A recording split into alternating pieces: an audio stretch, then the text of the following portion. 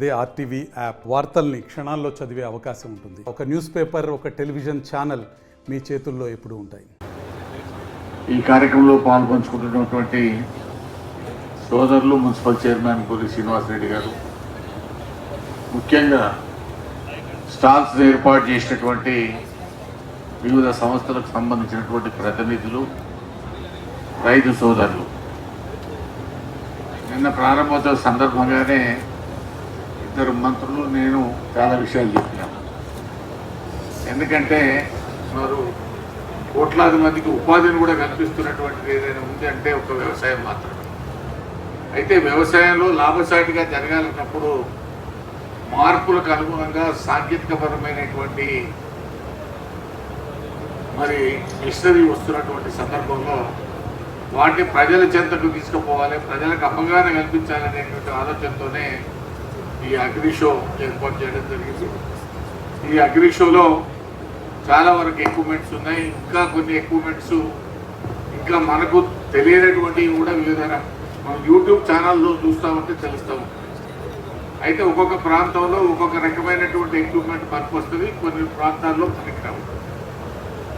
ఇప్పుడు అమెరికా లాంటి దేశాల్లో చూస్తే 1000 ఎకరాలు ఒకే పంట ఉంటుంది కాబట్టి పెద్ద పెద్ద మిషన్లు పెట్టేస్తే కట్ చేసుకుంటూ పోతూ ఉంటాయి.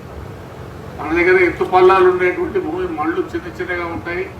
చిన్న చిన్న మళ్ళల్లో చేసేటువంటిది ఒక రకమైన పద్ధతి, పెద్ద మళ్ళల్లో చేసేది ఒక రకమైన పద్ధతి, మరి చిలకల్లో చేసేది మరొక రకమైనటువంటి పద్ధతి. ఇప్పటికే సాంకేతిక పరంగా మన రైతాంగం కూడా ముందుకు పోతున్నటువంటి సందర్భం.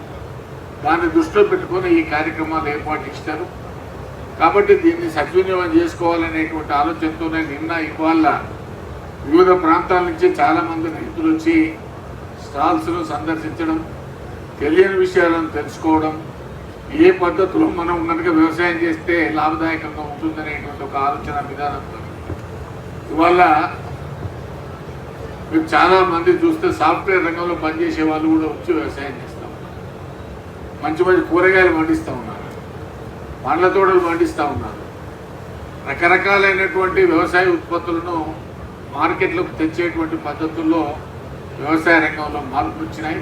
దానికి అనుగుణంగానే మనం కూడా ముందుకు పోవాల్సినటువంటి అవసరం ఉన్నది అనేటువంటి విషయాన్ని ఇలాంటి షోల ద్వారా మనం తెలుసుకోవాల్సినటువంటి అవసరం ఉన్నది.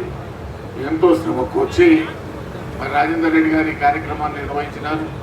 వారికి నేను ప్రత్యేకంగా అభినందనలు తెలియజేస్తున్నాను. వారికి సహకరించేటువంటి మిత్రులకు అభినందనలు తెలియజేస్తూ ఉన్నాను.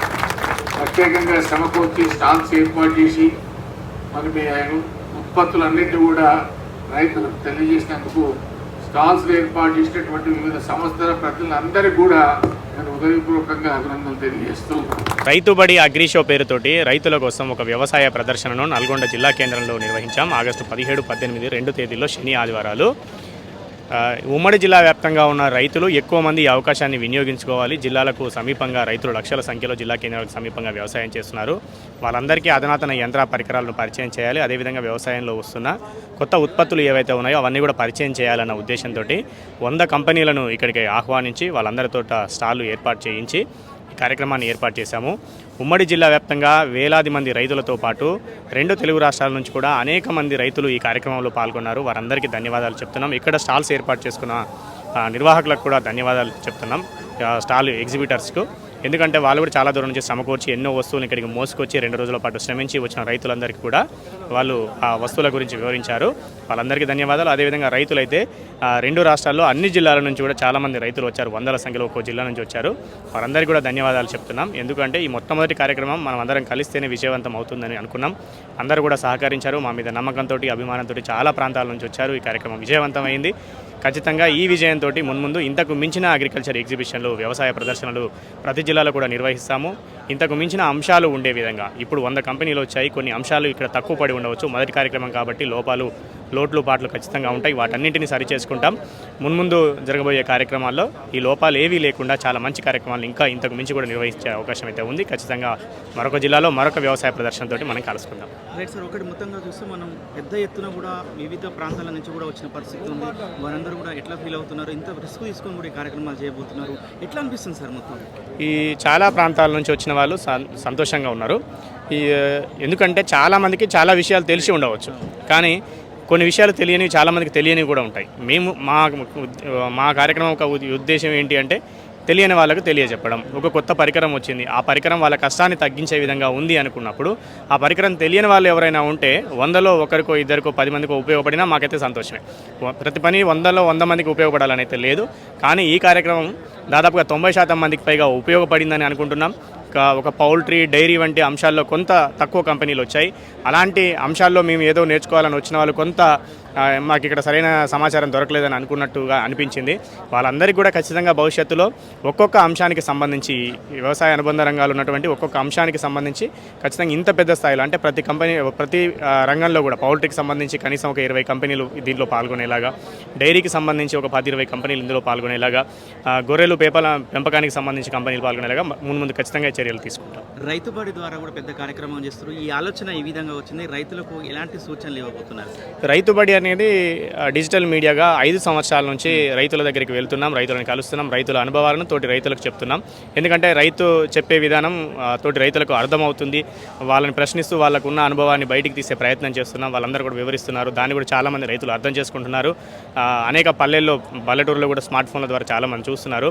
అయితే స్మార్ట్ ఫోన్లకు దూరంగా చాలామంది రైతులు ఇప్పటికీ మట్టిని నమ్ముకొని వ్యవసాయం చేస్తున్న వాళ్ళు చాలామంది ఉంటారు. వాళ్ళకి డిజిటల్ మీడియా అనేది కానీ ఇంటర్నెట్ ప్రపంచం అనేది కానీ తెలియదు.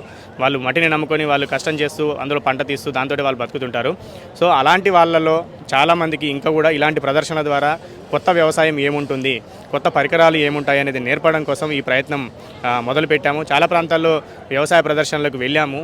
నేను కూడా అక్కడికి వెళ్ళినప్పుడు అన్నీ కూడా మెట్రోపాలిటన్ సిటీల్లో పెద్ద నగరాల్లో నిర్వహిస్తున్నారు. నిర్వహణ ఈజీగానే ఉండొచ్చు, ఎందుకంటే అక్కడ సకల సౌకర్యాలు ఉంటాయి, మంచి ఏసీ సెటప్తో ఎగ్జిబిషన్ ఏరియా దొరుకుతుంది, వచ్చిన వాళ్ళు ఉండడానికి హోటల్ రూమ్స్ దొరుకుతాయి.